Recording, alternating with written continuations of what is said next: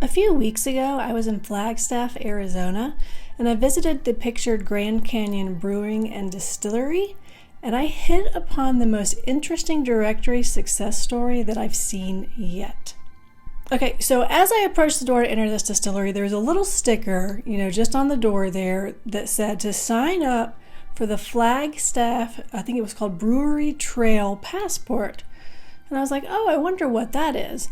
It really caught my attention because building a directory of breweries is something that I've kind of considered in the past, something I've never acted on though. So as soon as I got, sat down at a table, pulled out my phone, wanted to see what this was all about. So when I entered in the URL that was on the door, this is what came up. It just says, Flagstaff is a leading craft beer city. This is the Flagstaff Brewery Trail Passport. And it's basically, when I was looking at it, it's like an app to basically track what you're drinking, at these breweries. An app like that is really nothing new. I've seen plenty of them in the past. But what's really interesting about this one is that it is specific to cities, and it's almost like a travel app, but it's focused on breweries, or so I thought. So you'll notice here in the URL that this is loyalbrew.com. So as soon as I saw this page, I was like, okay, what is this? What is this Browse Passport? What is this a product of Storyware all about? So while I'm sitting at the table waiting for my drink, I'm pulling up all these links to see what's going on. So this is what the homepage of Loyal Brew looks like. You can see in the little video that activates here, basically how it works. You basically visit different breweries or wineries, some coffee shops are even on this as well, in whatever area that you're in that's using this app. You get stamps when you've gone there. You get enough stamps, you get, something special. I believe here if we look back at the Flagstaff page, it said you got a special cup. A special commemorative pint glass. I don't know if every, city's look, is going to be the same or not, but that's what you get for Flagstaff. Now, I do want to show you how they have a lot of these. So, Flagstaff is the only one that they have in Arizona. Usually they have a coffee trail in this particular city in Illinois, as well as a taco trail, which, that sounds pretty exciting, right? North Carolina, tons of things for beer here. Different things going on, Ohio, Virginia, and then they have a thing where you can sign up, hiking trails, beverage, food, best of local itineraries, breweries, wineries, cideries, distilleries, basically anything where, basically if you have an audience that you think would benefit from something like this. So that's not actually what's interesting though. So, going back here, like I said, clicking around the site, trying to figure out, what is this about? It says it's a digital passport app. So I'm scrolling through here, and here's where I get, right? So here's the Storyware thing again, right? It says they were co-owners of this. They also co-founded the Charlottesville Ale Trail in 2018 and turned it into a nonprofit. I've never seen anything related to breweries like this turn into a nonprofit. So I was hooked, right? I have got to find out what's going on with this. How did an ale trail turn into a nonprofit, right? So did a bit more digging.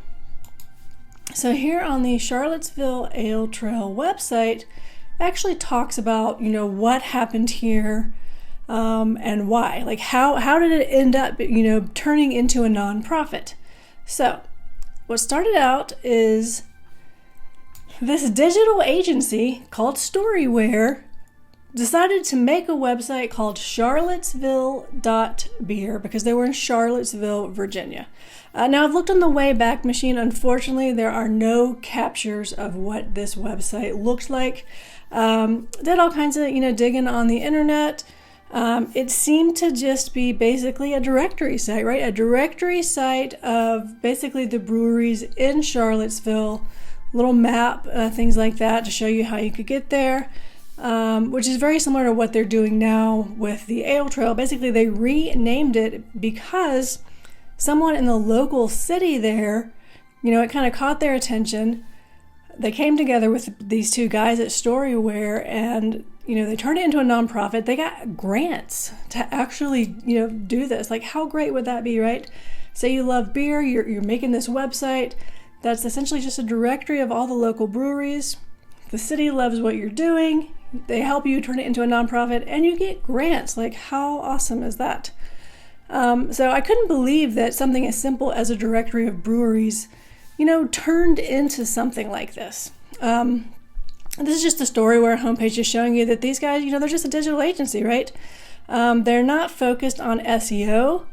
They're more focused on design, but if you look in the Wayback Machine, they used to do a little bit of everything, it seems like. They have Loyal Brew listed on here on their website.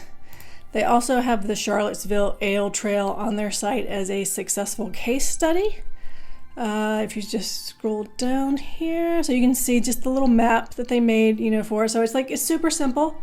You don't have to be super creative or very skilled, we'll say, at graphic design to make something like this that's relevant for a directory that you are doing, in a small local area like this.